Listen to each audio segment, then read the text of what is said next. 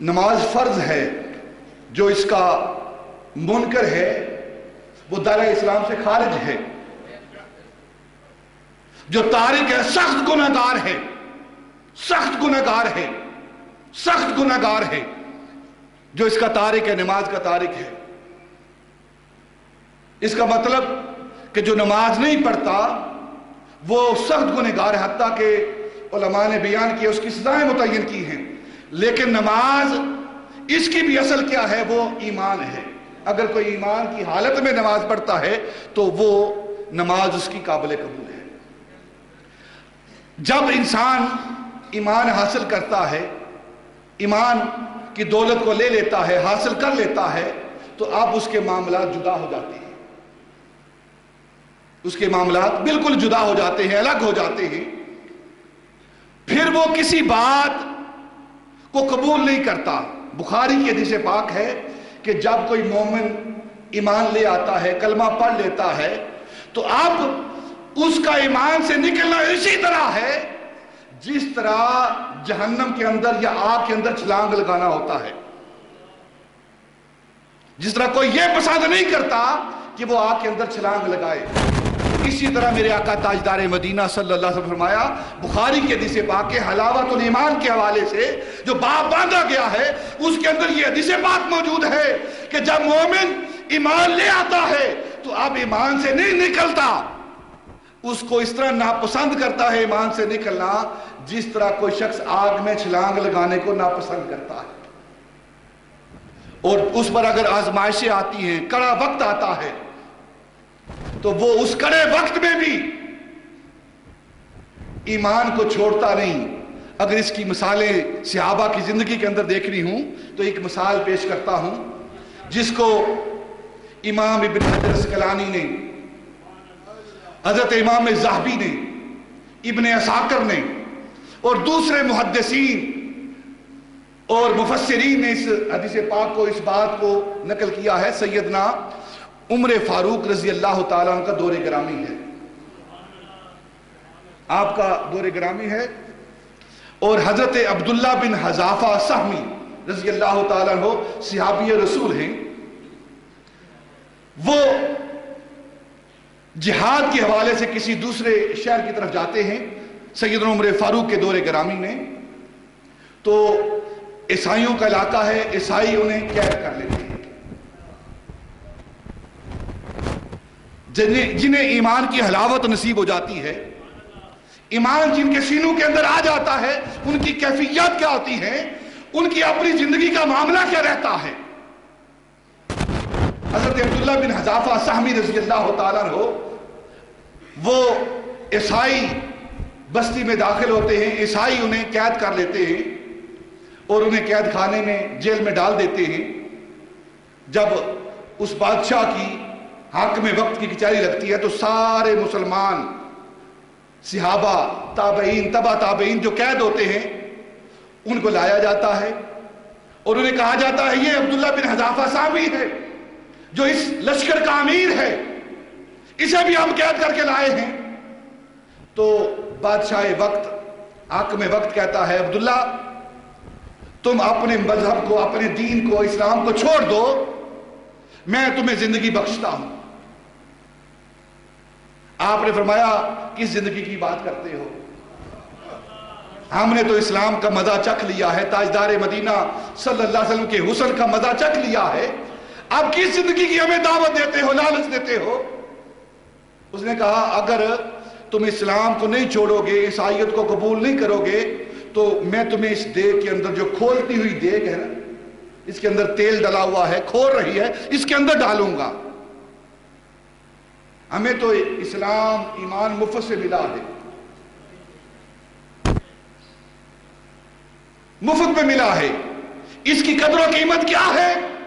ان سے پوچھو جنہوں نے اپنی جانیں دی ہیں، اپنے وطن قربان کیے ہیں، اپنے رشتہ داروں سے جدا ہوئے ہیں۔ اسلام کی قیمت ان سے پوچھو کہ اسلام کی قیمت کیا ہے اور اسلام کی قدر کیا ہے، ان سے پوچھنا چاہیے۔ حضرت عبداللہ بن حذافہ انہیں کہا جاتا ہے کہ تمہیں اس دیگ کے اندر پھینکا جائے گا، تم اسلام کو چھوڑ دو۔ آپ نے فرمایا یہ نہیں ہو سکتا، ہم اسلام کو نہیں چھوڑ سکتے، تم نے جو کرنا ہے کرو۔ اس نے کہا اچھا یہ نہیں بات مانتا، تو ایک مسلمان کو لایا گیا اور حضرت عبداللہ بن حذافہ سامی رضی اللہ تعالیٰ عنہ کے سامنے اس مسلمان کو اس کھولتی ہوئی دے کے اندر پھینکا گیا، کھولتے ہوئے تیل کے اندر پھینکا گیا، اور جب اسے باہر نکالا گیا تو پھر کیا حالت ہوتی ہے آپ کو علم ہے۔ وہ پھر حضرت عبداللہ بن حذافہ کے سامنے اس لاش کو دکھایا گیا ہے کہ دیکھو تمہاری بھی یہی حالت کی جائے گی اگر تم نے دین اسلام کو نہ چھوڑا، عیسائیت کو قبول نہ کیا۔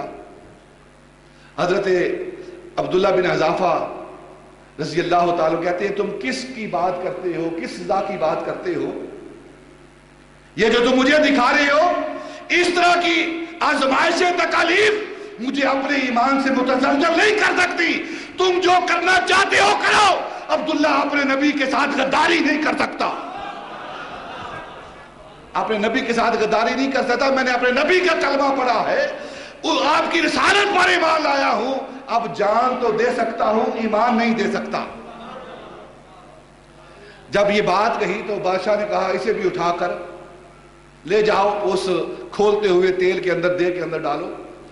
جب وہ کرندے بادشاہ کے وہ کام کرنے والے، سزا دینے والے حضرت عبداللہ بن حذافہ کو پکڑ کر دے کی طرف لے جا رہے تھے، جب قریب پہنچے تو آپ رونے لگے، آنکھوں سے آنسو جاری ہونے لگے۔ تو ان کارندوں نے دیکھا کہ رو رہا ہے، شاید ڈر گیا ہے، موت سے ڈر گیا ہے، سہم گیا ہے۔ اس نے کرندوں نے آ کر بادشاہ کی بارگاہ میں عرض کیا کہ رو رہا ہے، ڈر گیا ہے، کہا واپس لاؤ اسے، مان جائے گا جلدی۔ تو واپس لایا تو بادشاہ نے کہا تجھے کہتا نہیں تھا کہ اپنی جان بچا لے؟ اب رو رہا ہے، اب آنسو بہا رہا ہے۔ جان بڑی عزیز ہوتی ہے، جب موت سامنے آتی ہے تو ہر انسان اپنی جان کو بچانے کی کوشش کرتا ہے، اور تو رو رہا ہے کہ تیری جان جا رہی ہے۔ میں تجھے امان دیتا ہوں، تو عیسائیت اختیار کر لے، کلمہ نبی پاک کا چھوڑ دے، اسلام کو چھوڑ دے، تیری جان بخشتا ہوں۔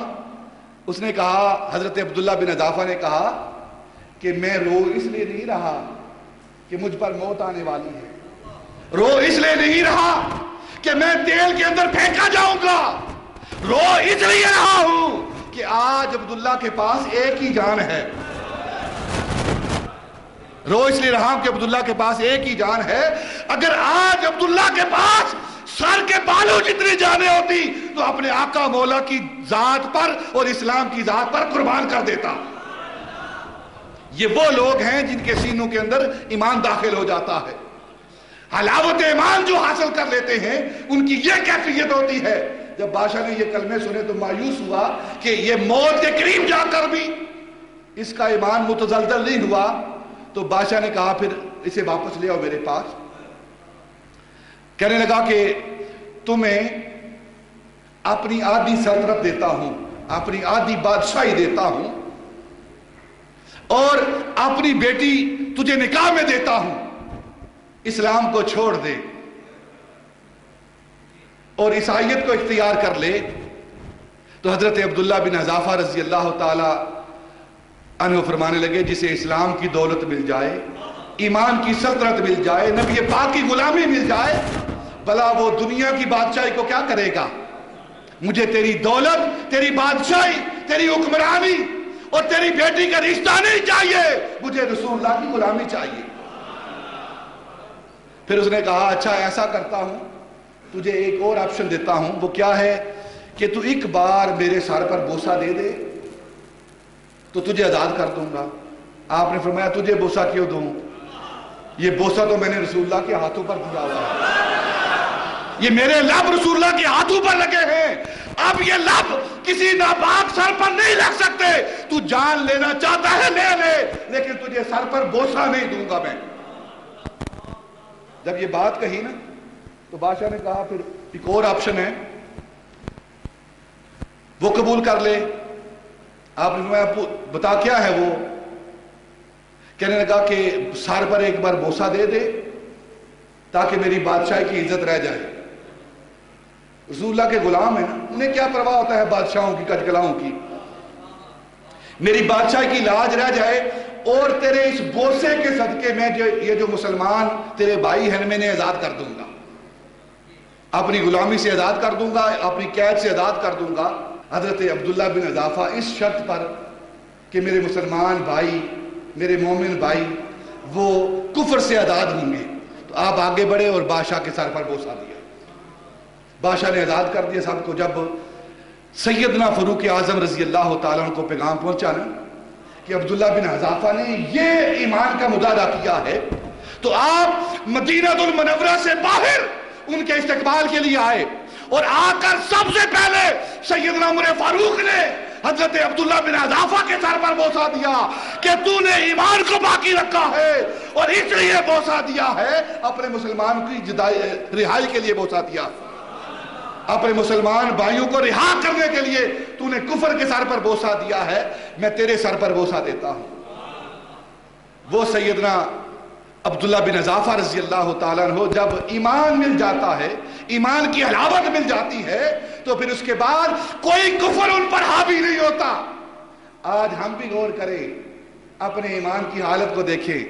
وہ تو کہتے ہی نہیں عیسائیہ میں, وہ تو اس بات کا دعویٰ ہی نہیں کرتے نا کہ ہمیں بوسہ دو آ کر, ہم خود جا کر ان کے تلوے چاٹتے ہیں, تلوے چاٹتے ہیں, ان کے جوتے چاٹتے ہیں. یہ ہمارے ایمان کی کیفیت ہے. اپنے حکمرانوں کو دیکھیں, وہ عیسائیت, وہ یہودیت اسلام کی کتنی مخالفت کر رہے ہیں, اسلام کے ساتھ کیا رویہ ہے ان کا, لیکن ہمارے حکمران جو اپنے آپ کو مومن کہتے ہیں, مسلمان کہتے ہیں, صاحب ایمان کہتے ہیں, ان کی کیفیت کیا ہے.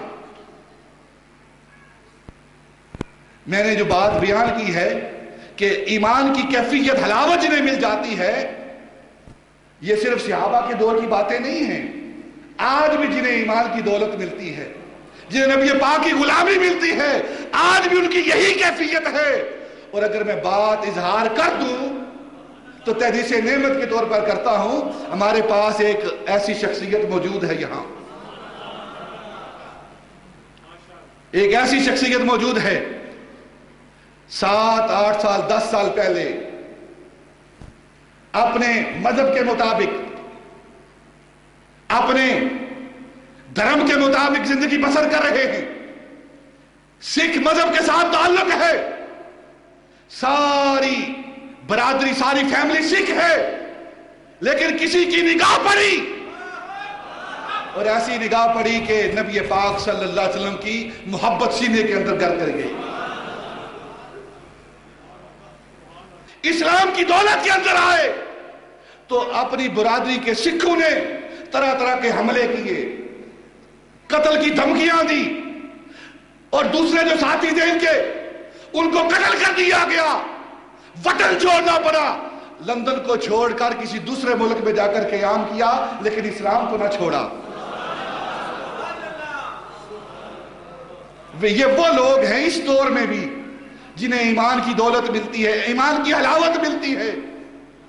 یہ سارا فیض اگر اس بات کا منبر رسول سے اظہار کر دوں تو یہ سارا فیض میرے قبلہ عالم کا فیض ہے.